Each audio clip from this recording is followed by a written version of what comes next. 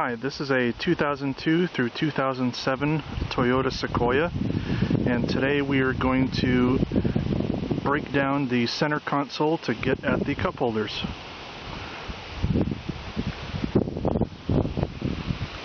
The first step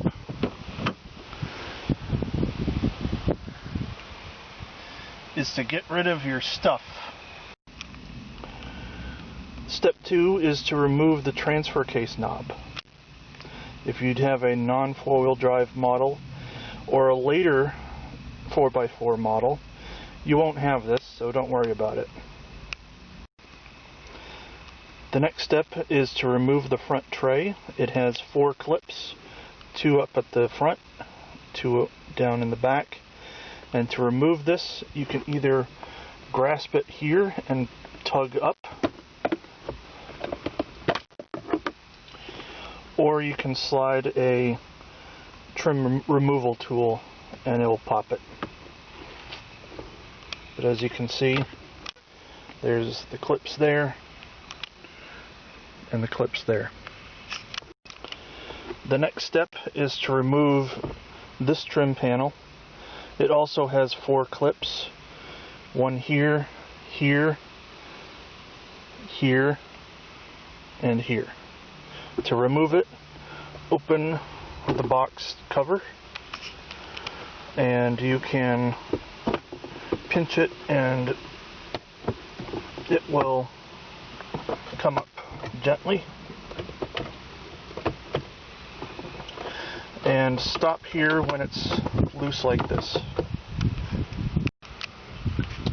One trick is to reach in from the middle and push out the power mirror control. This makes it much easier to access the clip that holds it in on the wiring harness. And there's the clip there. It's a typical Toyota pinch and pull. Now that you have that removed, you can set it aside.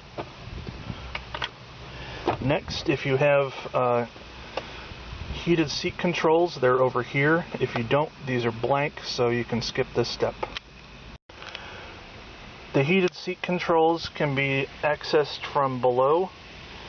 One is red and one is black, so you can't mix them up when you put them back together.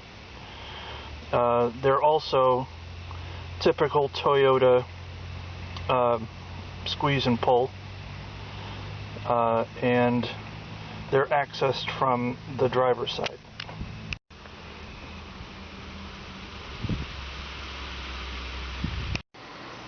This is also a good time to push through these switches from the bottom. They just pop out. And clean the housings. You can further get to the front cup holders by these series of screws. These are cross-headed screws. Very easy to come out. And this is what it looks like so far. Next we'll get to the back cup holders. First of all, locate this 10mm bolt and this 10 millimeter bolt. There are 2 additional ones inside the box. One right there, one right there. These are all the same bolt, so you don't have to keep track of them. Okay, those bolts shouldn't be too tightly put in. They should be easy to come out. The next step is to grab the console from the back here, and from the front. And it will separate right here, across and over there on the driver's side. And you will want to lift up and back slightly. So you're going to pull up and back slightly. There are 4 hooks, 2 per side, and they look like that, and that is why you need to pull up and then back. But you can't go too far because you have a harness to unplug. This harness unplugs easily from the bottom, right there. It has a little connector. You should easily be able to pull it up and gain access to the pincher on the plug. And you just pinch and it comes off. And you should now be free to remove this entire console.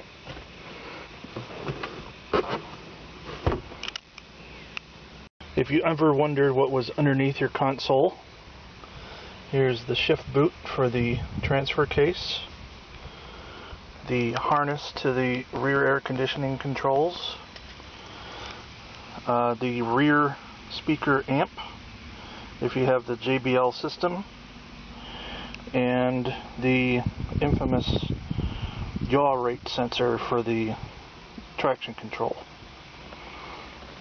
And a few pennies, dog hair, French fries, that sort of thing.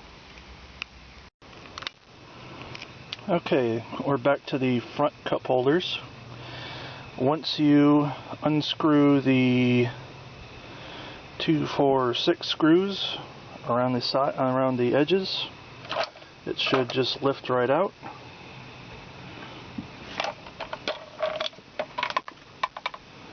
And you will have 2 inserts that look like that.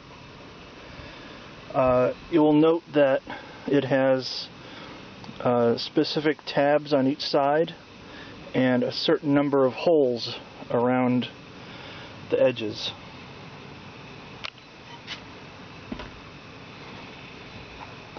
And that corresponds to a slit on this edge, and it also fits under a clip right there. And it also has to conform to all these pins.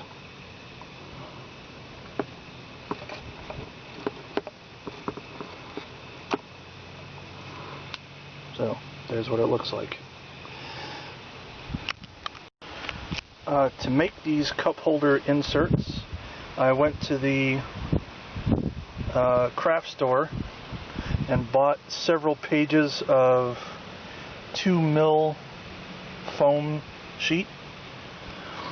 And what you do is take your original, use some tape, and just tape it on there, and you got yourself a pattern. While I was at the craft store, I also bought a mini punch set. I had a utility knife, a awl or sharp poker instrument, a hammer, and in my instance I bought these foam brushes, but they may not be necessary. So cut out your shape of the insert and then use the leather punch to punch all the holes around the edges. There are also small holes around that allow the fingers to flex without tearing. And you get something like this. I am not an artist, but it's close enough and you won't notice it.